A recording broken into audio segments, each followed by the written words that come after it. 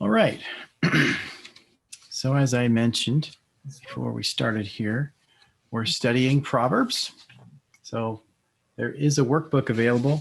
I don't know if Darren's going to print some of those, or I can print some, but I know some folks maybe Sunday would like to have a copy. Will let us know, and we'll make sure we have some available. But you can look at it on your computer or print it at home or whatever as well. It's kind of long. It's like 50 pages or something like that. But since nobody has a book yet, since we're just starting, I'm not expecting you to have it yet, and we're not going to necessarily get into the questions tonight. But one of the things about this book is it looks at Proverbs topically, which is actually a very helpful thing to do because the bulk of the book is kind of these random short sayings. And as you just go through chapter by chapter and read each verse, you kind of bounce back and forth between different topics. And so by all means, I would not discourage you. I would encourage you to read the book and to study that. But that's not how we're going to do this class verse by verse. So looking at those topically is useful to try to get the grand scheme of the sense of the book and the lessons from the book. But since the lesson book takes that approach, I think there's some value in kind of getting a sense of the big picture of the book.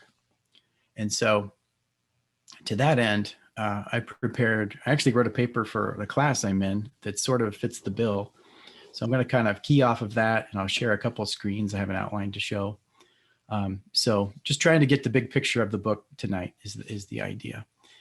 If you have questions about what I'm saying and I don't make any sense, by all means, interrupt. But tonight's probably largely going to be me just kind of explaining some stuff. And then in subsequent classes, we'll have our typical going through the questions in the book and all the good discussion. So the book of Proverbs is wisdom literature. We would label that along with Job and Ecclesiastes. We recently studied Ecclesiastes. I would say the theme of the book of Proverbs is found in Proverbs chapter 1, verse 7. And I encourage you to have your Bibles handy. We're going to kind of skim through the book and cite some verses as we go. It'll be pretty much in order, so there won't be much jumping around. But in Proverbs chapter 1, verse 7, it says, "The fear of the Lord is the beginning of knowledge.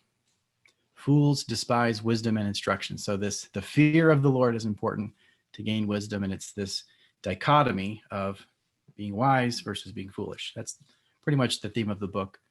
Of course, we want to be wise and not foolish. So Proverbs in the first section of the book has longer discussions from the father to the son.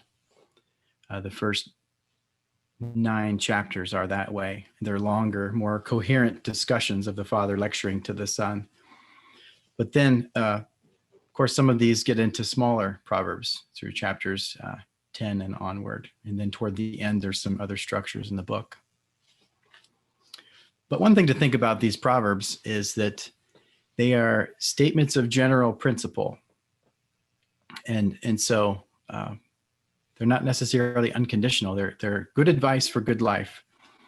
So you'll encounter certain things like, I'm kind of going to jump after I said we're not going to jump, but Proverbs chapter 26, verses 4 and 5, we'll see that one should both answer a fool according to his folly and should not answer a fool according to his folly. And, a cursory read, you say, well, those are contradictions.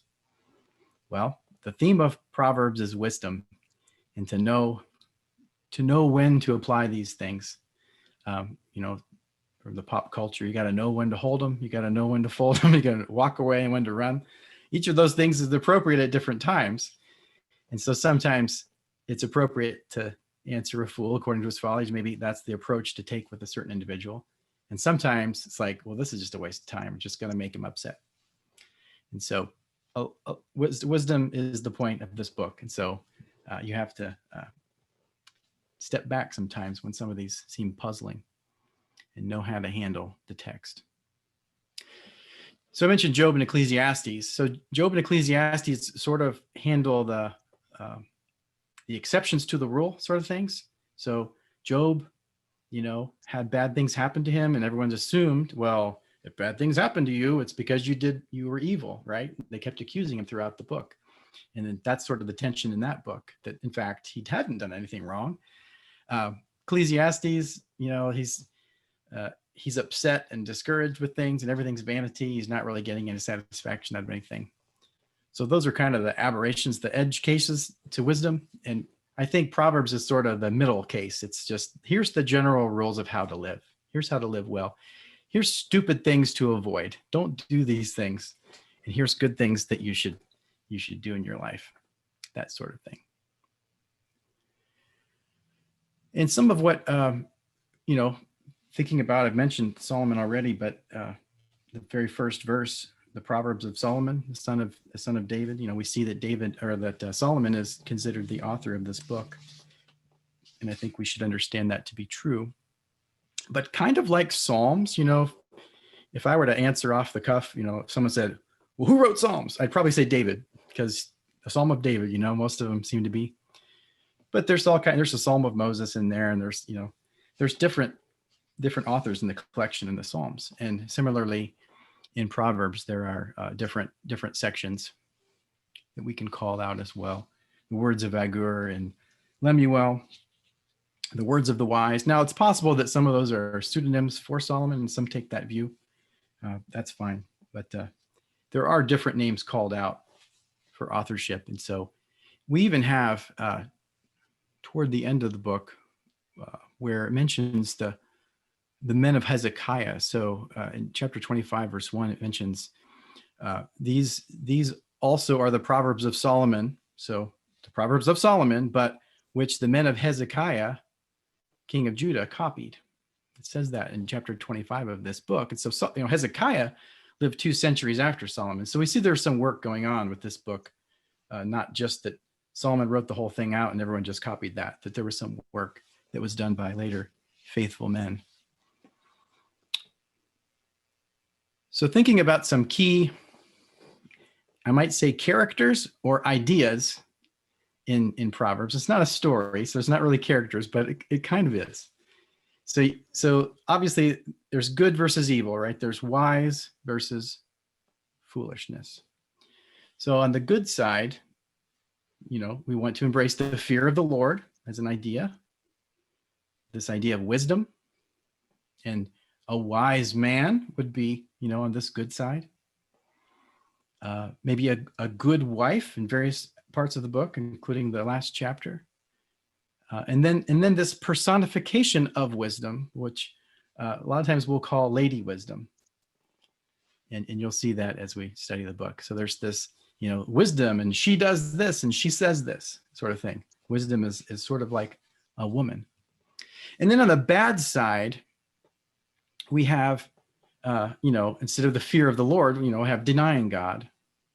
There is no God. The fool said in his heart, there is no God. So instead of wisdom, we have foolishness.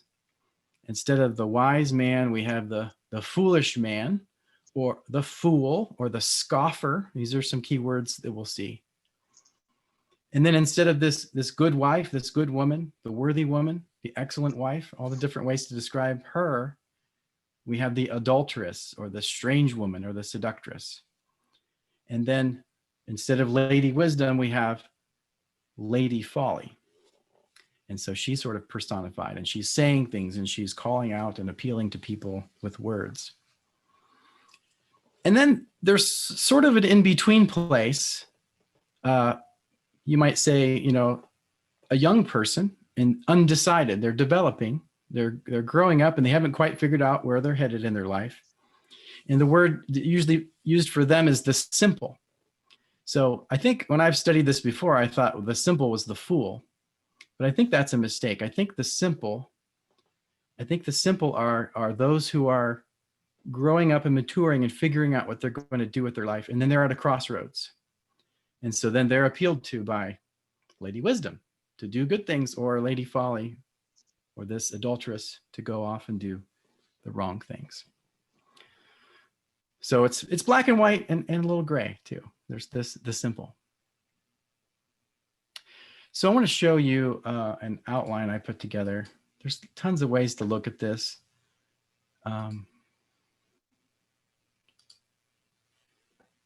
So if I were to break the book down in broad sections, the first 9 chapters encompass these speeches of the Father to the Son, or to the sons various times, it's said. And they mention the mother in there, that Jesus' advice, and don't dishonor your mother, but it seems to be that the Father is addressing the Son.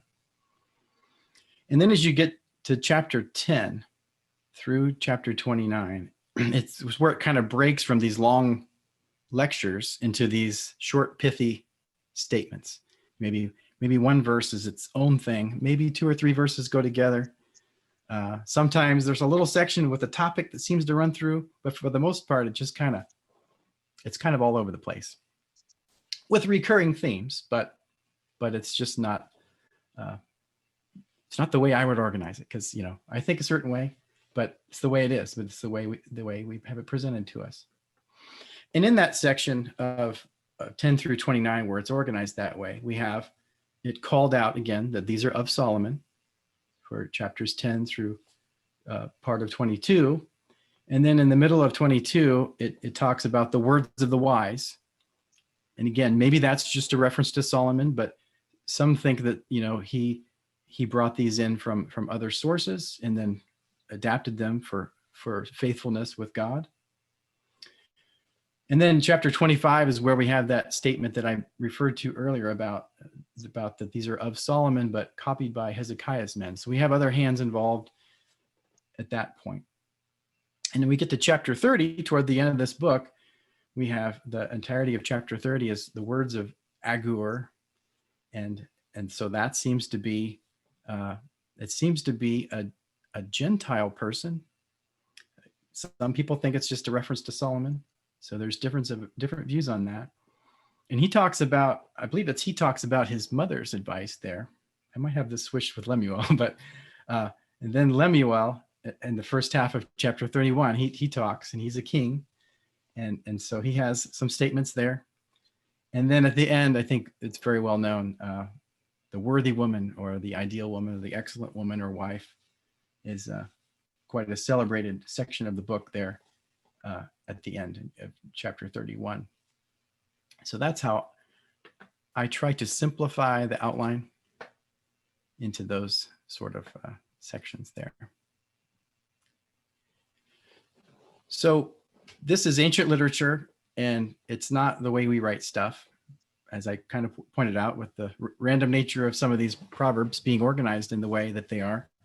But there's also figures of speech that are kind of weird to us. Now, of course, it was written in Hebrew, but it's translated, but yet these figures of speech come through. Some of them come through and some of them don't. But the one that we can see is parallelism. So it'll say one line, and then it'll say a second line, something similar or something contrasting. So one example would be Proverbs 12:28. This is labeled in a fancy way as synonymous parallelism.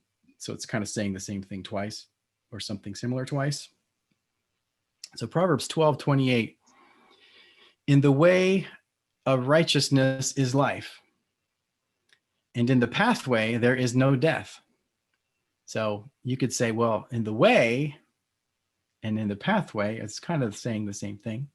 And is life versus no death, you're just the opposite, it's saying the same thing. In the way of the righteous is life, and in the pathway there is no death. So it's amplifying the statement by saying it twice. And that sort of thing you'll see a lot. And these things apply a lot to Psalms as well as Proverbs. So another example that uses a different structure of this parallelism is called antithetic parallelism. So these things are sort of in contrast to one another. So Proverbs 10 verse 12 is an example. So hatred stirs up strife, but love covers all sins. So we see this hatred causing all this trouble, but love making things better. So this contrast, this against each other idea. And then another example is from Proverbs 4:23, where this is called synthetic parallelism. Proverbs 4:23, keep your heart with all diligence, for out of it springs the issues of life. And so those just really build on each other. Keep your heart with all diligence. And upon doing that, you're going to have good things. It will spring the issues of life. So those are things we can see. We can see how it looks like they said the same thing twice, or it looks like they said something and then they said the opposite to make a point. We can see that. But some things like Proverbs 31 is not obvious to us as English readers that it's in the form of an acrostic. So each letter of each line starts with a different Hebrew letter in the alphabet. So we might, as little kids, A is for apple, B is for ball, and have a little song that goes through, each letter of the alphabet, and that's kind of cute. Well, that's something they would do in their poetry, and that happens in Proverbs 31, but it's kind of invisible to us because it's all translated to English words and they don't have the letters and we can't tell what's going on. But another one that we can see is called numerical figure of speech. So an example of that, I didn't get the reference on this one. I think it's later toward the end in, this one's early. Anyway, I'll just read it here. I don't have the reference, I'm sorry. There are 6 things that the Lord hates, 7 things that are an abomination to him. Haughty eyes, lying tongue, and he goes on to enumerate the things. But what I'm trying to draw attention to is this structure of there are this number of things. Yes, there are even this number plus 1 of things. Okay, they'll do that. They'll do that a lot. There are 6 of these. Yes, there are 7 to kind of amplify and make the point that these things are important. And then you pay attention to the list that comes. So, okay, now I've said we're going to go in order, and I have been jumping around. But if we look at chapter 1 now, chapter 1, we're going to get into these lectures from the parents, right? So as we said, verse 7, the fear of the Lord is the beginning of knowledge. Fools despise wisdom and instruction. That's I think if you underline in your Bible, you might underline that one. That's the theme of the book, I would say. And then verses 8 through 19 portray the father warning his son against getting caught up in the wrong crowd. This idea maybe like a gang, getting in a gang, and these guys are saying, "Hey, come with us, and we'll give you part of the money, and it'll be great." Of course, as the story and the lesson goes, they're in hunt for their own lives, as it turns out, because this is going to lead to their death. And so that's the advice for the young man. Don't get caught up in that. Verses 20 through 33, the end of this chapter, we're introduced to this female personification of wisdom that we've already talked about, Lady Wisdom. And you can almost think of her like a street preacher. She's out there calling out, appealing to these young, simple people to come and avoid all this calamity. Come and listen to my advice and do these things and don't get in trouble. And then, chapters 2 through 9 kind of repeat this sort of pattern where the father's addressing the son. The father tells the son that if he follows his wise instructions, then you will, verse 5, you will understand the fear of the Lord and find the knowledge of God. And so the first section there lists the positive blessings, verses 1 through 10, and then 11 through 22. There's the pitfalls to avoid in that. And of course, this is where there's a mention of the adulterous woman.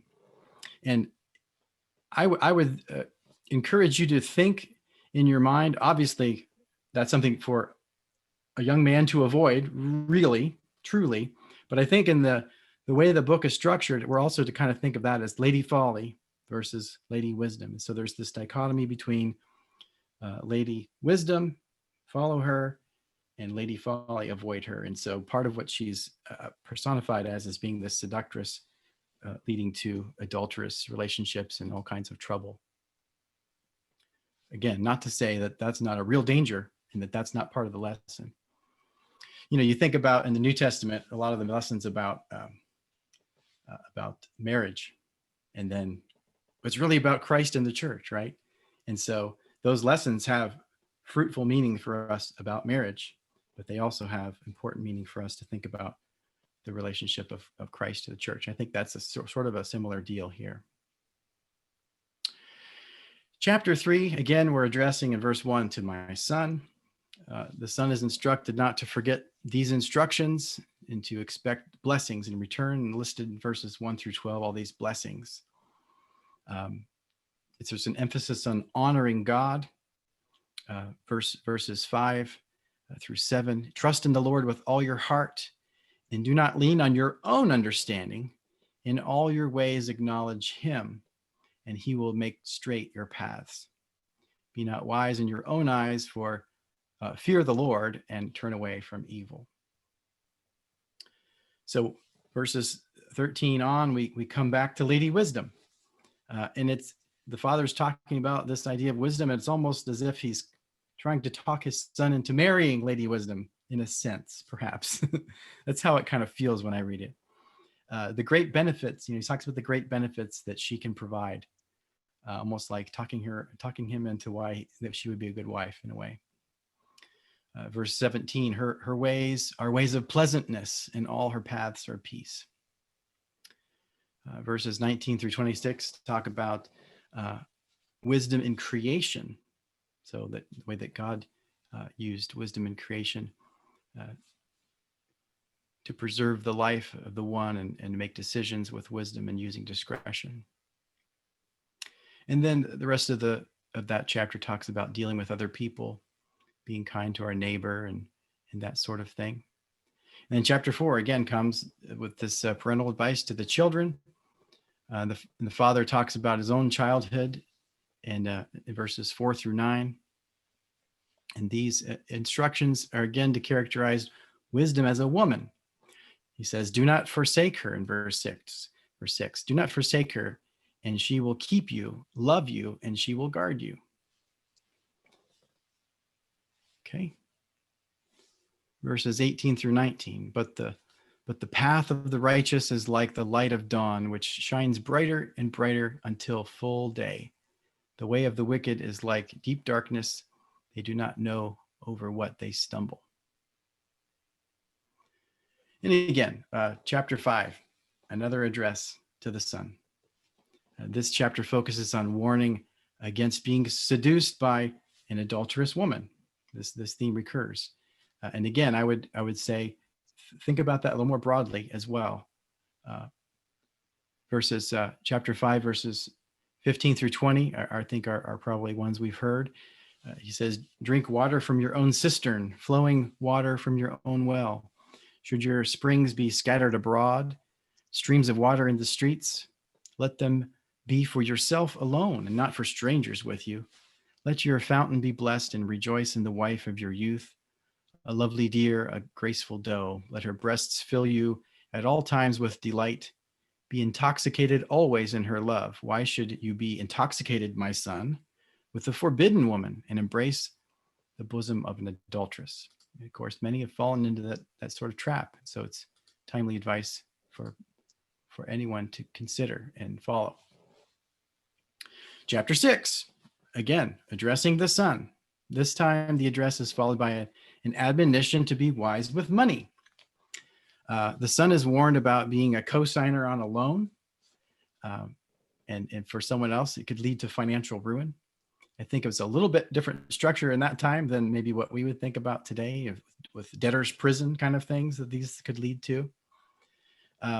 So more advice about money and diligence, the difficulties of poverty through verse 11. And then verses 12 through 19 talk about being honest and treating people well, this sort of thing. And then in chapter 20 through the end of that chapter, we have the dangers of adultery. And building on the previous verses talking about money, he seems to be appealing to the son. Not only is it just a horrible idea and you're going to get all sorts of trouble, but you also, the husband of the wife that you're ruining their marriage, he's going to come after you and you're not going to have enough money to pay him off, is part of the appeal that he makes here. So it sort of ties back to this money discussion before. Chapter 7, more admonitions to avoid this adultery problem. And again, we see this contrast of Lady Wisdom and Lady Folly. In avoiding the adulteress, the son is admonished to say to Wisdom, "You are my sister," and to call Insight your intimate friend, to keep you from the forbidden woman and the adulteress with her smooth words. That's verses 4-5. And then verses 6-23, the father tells the son a tale of a man being seduced by an adulterous woman, how it goes into quite a bit of detail about what she says and how it's going to be so great. And it all leads to his death. So don't do it, is the appeal here. Follow the advice of the father. In chapter 8, it focuses on Lady Wisdom again. And here, Lady Wisdom makes a full-throated appeal to the simple. And again, we talked about this idea of the simple, right? The young men who have not decided what they're going to do with their life. Follow Lady Wisdom is the appeal. Lady Wisdom tells us about, in a sense, if you get kind of creative here, her companions, prudence and knowledge and discretion. We might kind of think of them as personified. She mentions them. And she points out that kings and rulers use her to govern well. Verses 22-31 of chapter 8 give us details about how the ultimate ruler, the Lord himself, used wisdom in creating the world. Verses 32-36, again, are a direct appeal from Lady Wisdom to the sons to listen to her and follow her ways. Verse 34, she says, "Blessed is the one who listens to me, to wisdom, watching daily at my gates, waiting beside my doors. For whoever finds me finds life and obtains favor from the Lord. But he who fails to find me injures himself. All who hate me love death." So make your choice, right? Okay, and then chapter 9, this is the last of these sort of lecture parts before it gets into the random little short Proverbs. Chapter 9 is sort of the culmination of the earlier comparisons of wisdom and folly, Lady Wisdom and Lady Folly, and that's sort of a contest in chapter 9. There's a direct contrast to these two ladies here in this chapter. Verses 1-12 of chapter 9 portray Lady Wisdom as having built a house, and she's prepared a wonderful banquet to which she invited the simple to come and benefit from. And she says in verse 4, "Whoever is simple, let him turn in here. To him who lacks sense," she says, "come eat of my bread and drink of the wine I have mixed." So this invitation, come be wise. Verses 13-18 show Lady Folly. Now, in contrast, she's a blustering fool issuing a seductive invitation, which sounds sensual and perhaps pleasant, but in fact leads to death. In verses 16-18, she says, this is her appeal. "Whoever is simple, let him turn in here. And to him who lacks sense," she says, "stolen water is sweet, and bread eaten in secret is pleasant. But he does not know that the dead are there, that her guests are in the depths of Sheol," or the grave, the pit, where dead bodies are buried. He's getting into trouble to follow this. These speeches are from the parents to the children that we've been reading. This portrays Lady Wisdom contrasted with Lady Folly, and that sets the stage for these proverbs to come. Okay, so all these 9 series of lectures that we just sort of summarized, that sets the stage for the son to think about this fork in the road in life. You can have good things by being wise and following Lady Folly, or you can follow Lady Wisdom and it sounds good, but it's going to end in trouble and death for you. So I think that's the context in which the short, pithy proverbs that follow, that maybe are a little more familiar to us, are then given, so that we have these lens on, and we're looking through this. Well, are we going to be wise and have good things, or are we going to be the fool and it feels like it's good things, but it's going to lead to death? So I think that's the lens through which we looked at the rest of these. Now I'm going to jump to the workbook now to show the table of contents, because I think it's sort of illustrative of the sort of things that we have there.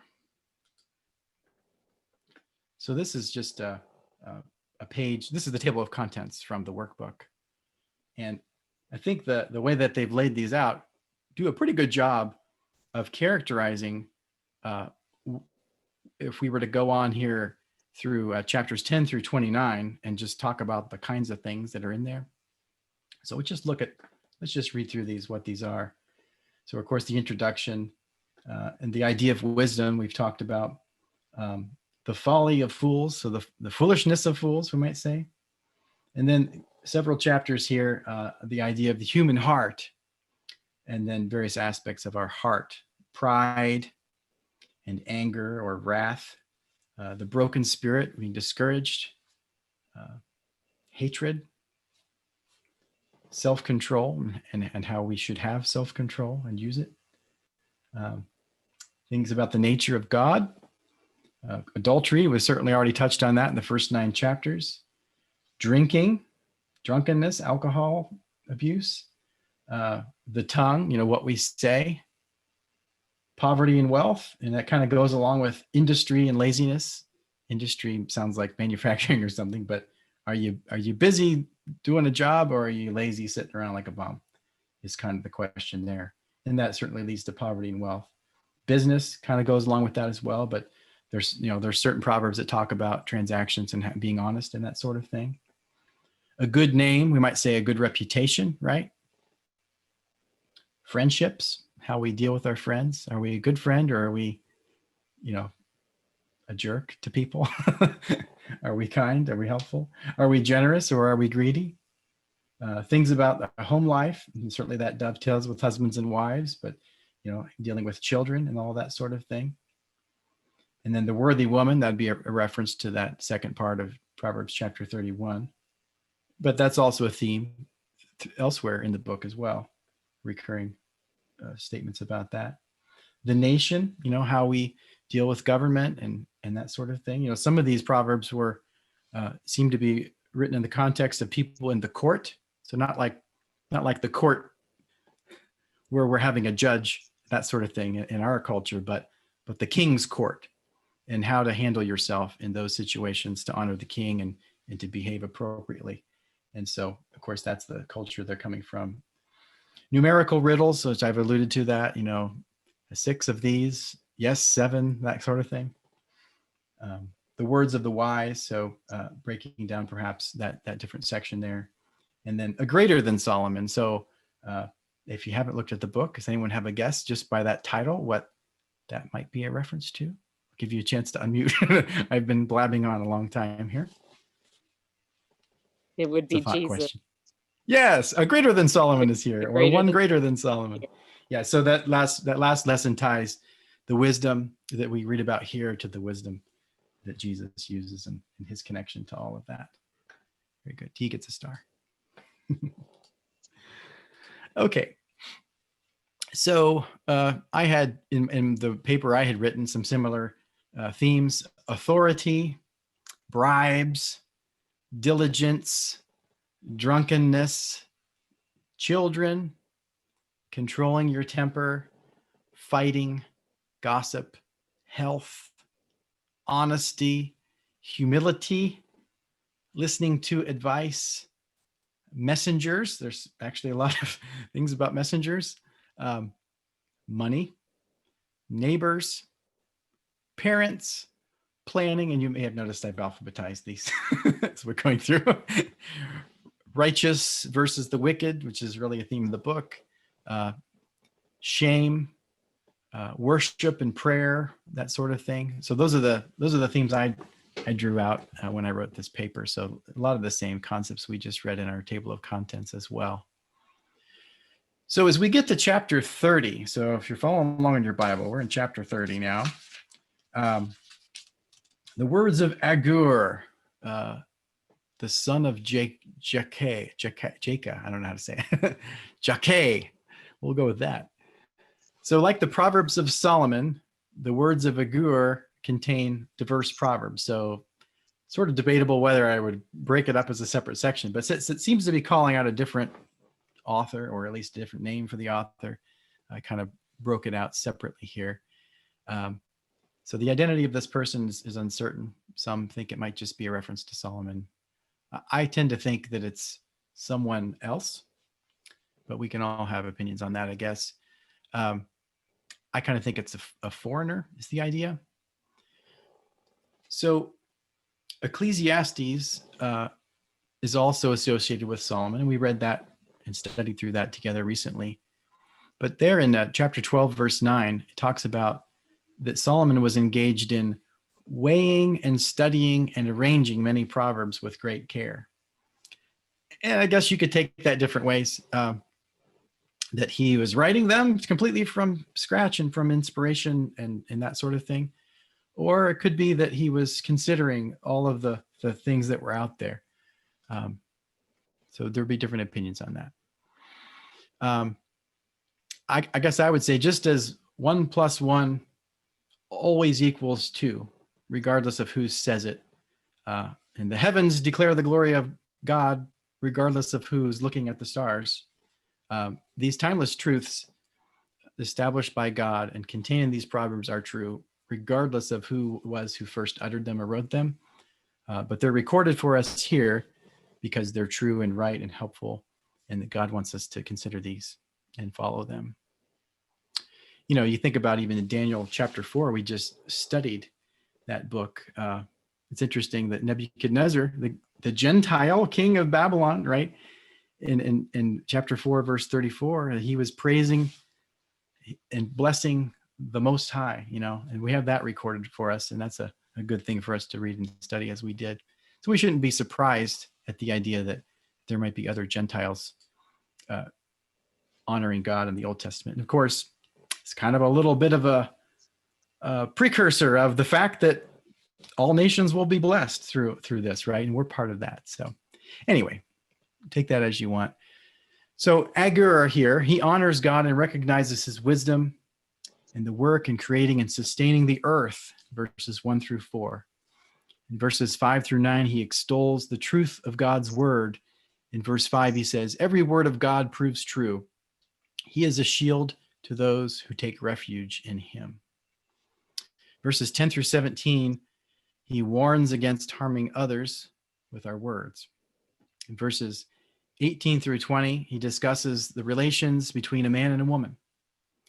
Verses 21 through 33, he considers the relationships of people of different social statuses, which is maybe a little different in our culture, but you know, maybe a super rich guy and a super poor guy, we could see that as a different status, right?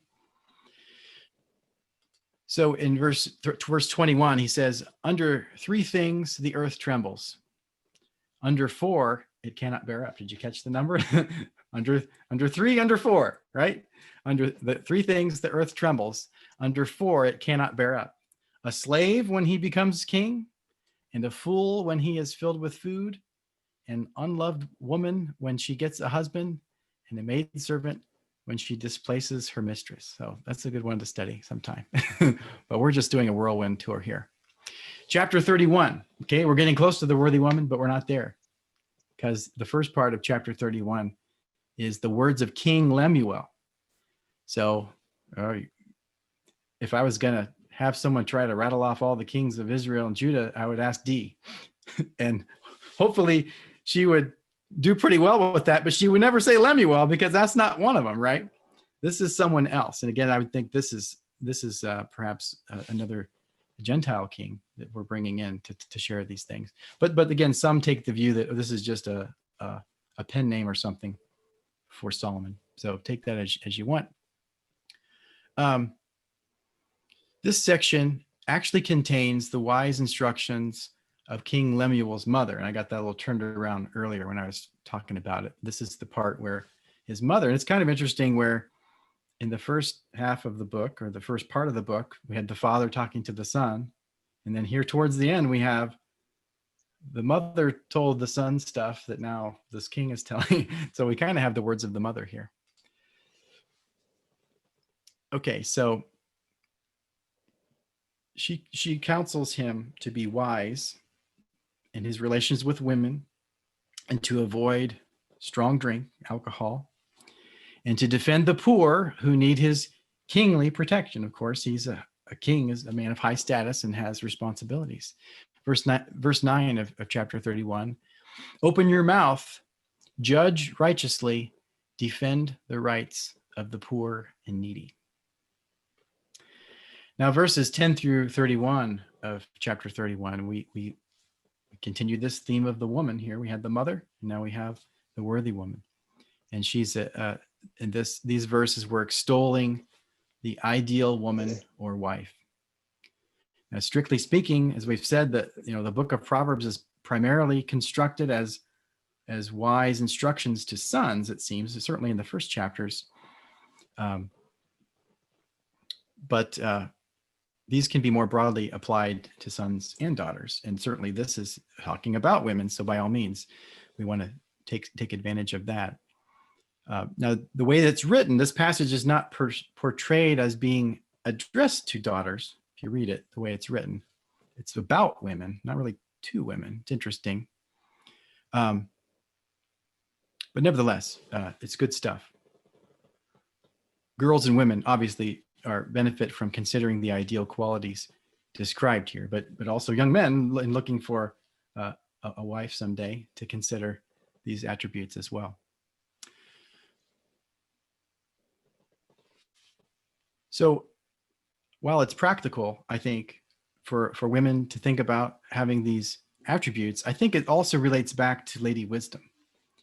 These attributes, I think, are to remind us, if not outright be about, the lady wisdom personified. So here, this excellent wife or woman is trustworthy. She's industrious. She's shrewd and confident and strong. And she provides well for her own family and is generous to others. And because of the great person that she is, her husband is, through that support, her husband is able to be a leader in the community thanks to this tremendous support that this wife provides. And her stellar reputation gives him credit as well.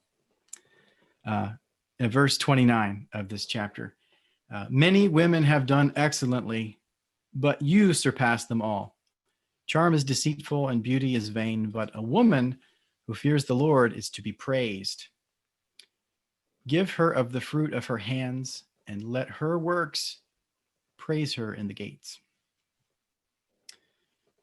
So just thinking about the book as a whole, the book of Proverbs is useful for providing practical guidance to conduct our lives. These truths are timeless, and we will do well to heed the advice contained in this book. The longer discourses can serve as models to teach our children or ourselves, taking that advice. And the short, pithy Proverbs should goad us and spur us into making wise decisions as we encounter various situations in life. Let these wise teachings enrich your life by studying and apply them. And then the last little quote that I'll have here to share is from chapter 6, verses 20 through 22. My son, keep your father's commandment and forsake not your mother's teaching.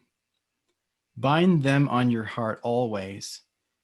Tie them around your neck. When you walk, they will lead you.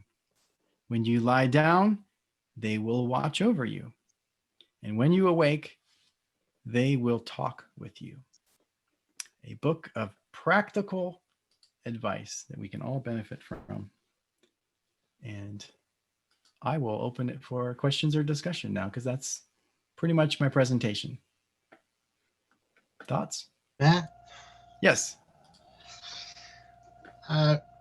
Based on what you've pro- pro- given us about the women, I would say that women in the Bible have come a long way from the origins of sin to being virtuous, and what were some of the other adjectives that they use here? You know what I'm saying? Industrious, yeah. Yeah. Good worker and a good reputation. That's a Taking long care of her way. family. That's a long way from being the original sinner. Oh, so back to the Garden of Eden, right? Yes. Yeah. Right. We need to rise above it, right? Each of us. Of course, Adam sinned too. We have all got that to deal with and to do better. Other thoughts?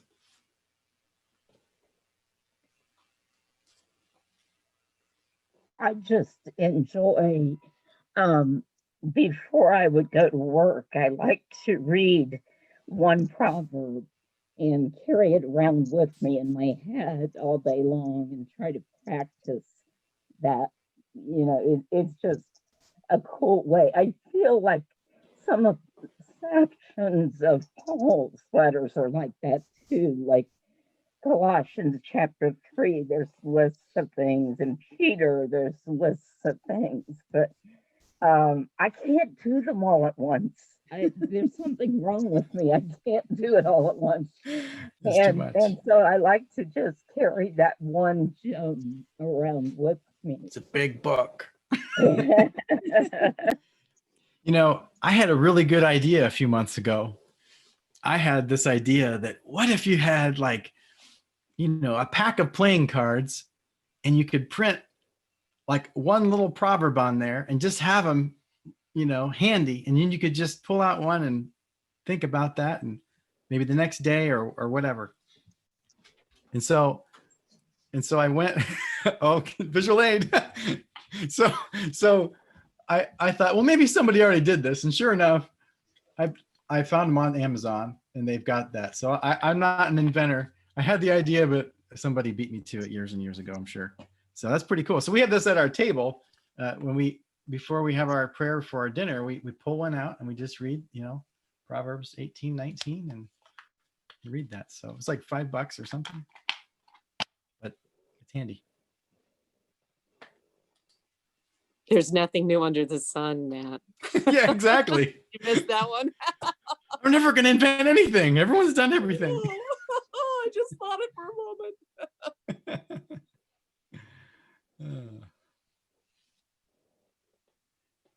Other thoughts about the book or maybe disagreements about some of the opinions I shared? I mean, there's different views on some of this. I can take it.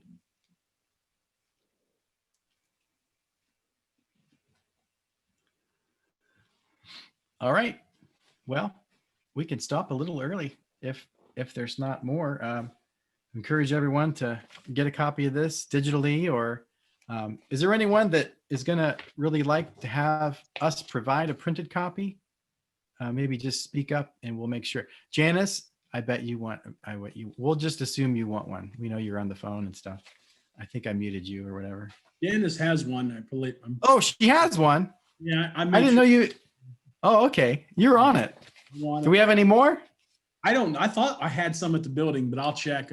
I'll make sure Dee gets one Sunday. Okay. One way or the other. Anybody else needs one, let me know. I'll be sure to get you one. Cool. All right. Well, if there's nothing else, we'll ask Darren to dismiss this. Yes. Yes. I would like one of the workbooks if possible. Matt or Damien. Oh, okay. Either one. Sure. Thank you. We'll see that you get it. I don't know how, but I'll see that you get it. We'll make it happen somehow. We'll We'll make it send it happen. on a COVID passenger pigeon or something. That'd be great. Very good. All right. We may mail it to you, Ralph. If we get your address, we'll just mail it in one of those big manila envelopes or something like that. All right. You ready for me, Matt? Yes, sir. Okay.